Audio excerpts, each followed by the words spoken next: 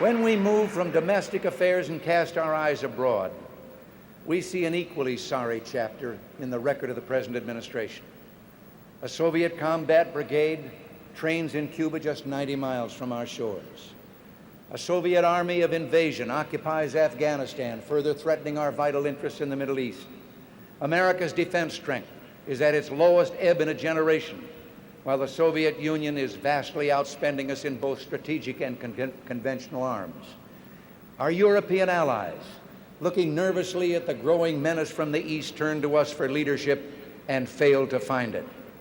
And incredibly, more than 50, as you've been told from this platform so eloquently already, more than 50 of our fellow Americans have been held captive for over 8 months by a dictatorial foreign power that holds us up to ridicule before the world. Adversaries large and small test our will and seek to confound our resolve. But we are given weakness when we need strength, vacillation when the times demand firmness. The Carter administration lives in a world of make-believe, every day drawing up a response to that day's troubles, regardless of what happened yesterday and what will happen tomorrow. But you and I live in a real world where disasters are overtaking our nation without any real response from Washington. This is make-believe, self-deceit, and above all, transparent hypocrisy. For example,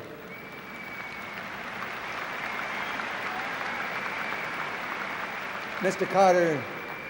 Carter says he supports the volunteer army, but he lets military pay and benefits slip so low that many of our enlisted personnel are actually eligible for food stamps. Re-enlistment rates drop. And just recently, after he fought all week against a proposed pay increase for our men and women in the military, he then helicoptered out to the carrier, the USS Nimitz, which was returning from long months of duty in the Indian Ocean, and told the crew of that ship that he advocated better pay for them and their comrades. Where does he really stand now that he's back on shore?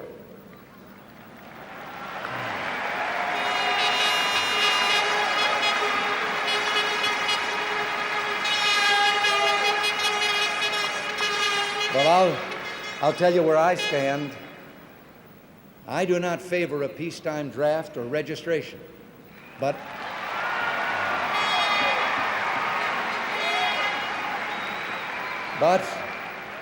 I do favor pay and benefit levels that will attract and keep highly motivated men and women in our volunteer forces.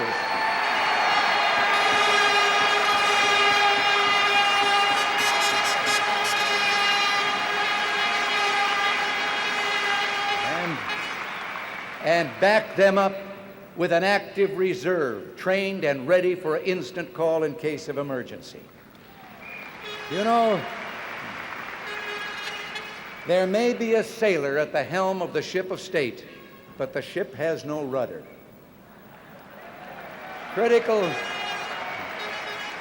Critical decisions are made at times almost in comic fashion, but who can laugh? Who was not embarrassed when the administration handed a major propaganda victory in the United Nations to the enemies of Israel, our staunch Middle East ally for 3 decades, and then claimed that the American vote was a mistake, the result of a failure of communication between the President, his Secretary of State, and his UN ambassador? Who does not feel a growing sense of unease as our allies, facing repeated instances of an amateurish and confused administration, reluctantly conclude that America is unwilling or unable to fulfill its obligations as leader of the free world? Who does not feel rising alarm when the question in any discussion of foreign policy is no longer, should we do something, but do we have the capacity to do anything? The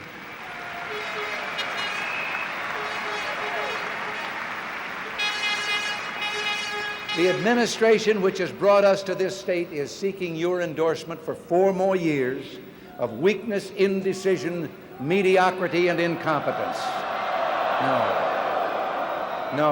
No American should vote until he or she has asked, is the United States stronger and more respected now than it was 3.5 years ago? Is the world safer, a safer place in which to live? It is the responsibility of the President of the United States in working for peace to ensure that the safety of our people cannot successfully be threatened by a hostile foreign power. As President, fulfilling that responsibility will be my #1 priority.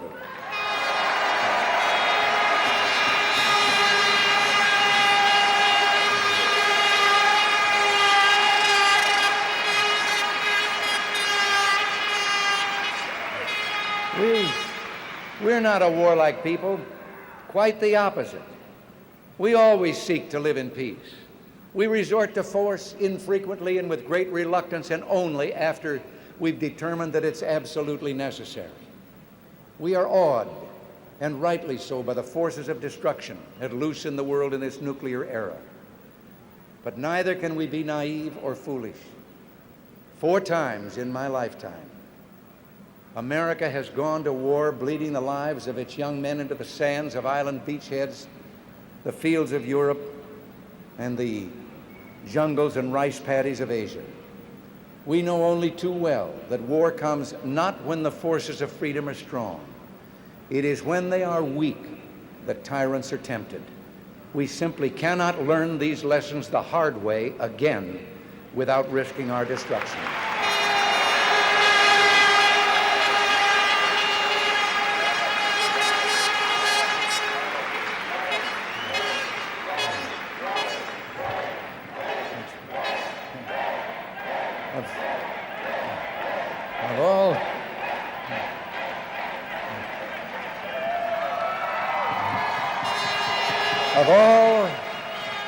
Of all the objectives we seek, first and foremost is the establishment of lasting world peace. We must always stand ready to negotiate in good faith, ready to pursue any reasonable avenue that holds forth the promise of lessening tensions and furthering the prospects of peace. But let our friends and those who may wish us ill take note. The United States has an obligation to its citizens and to the people of the world never to let those who would destroy freedom dictate the future course of life on this planet.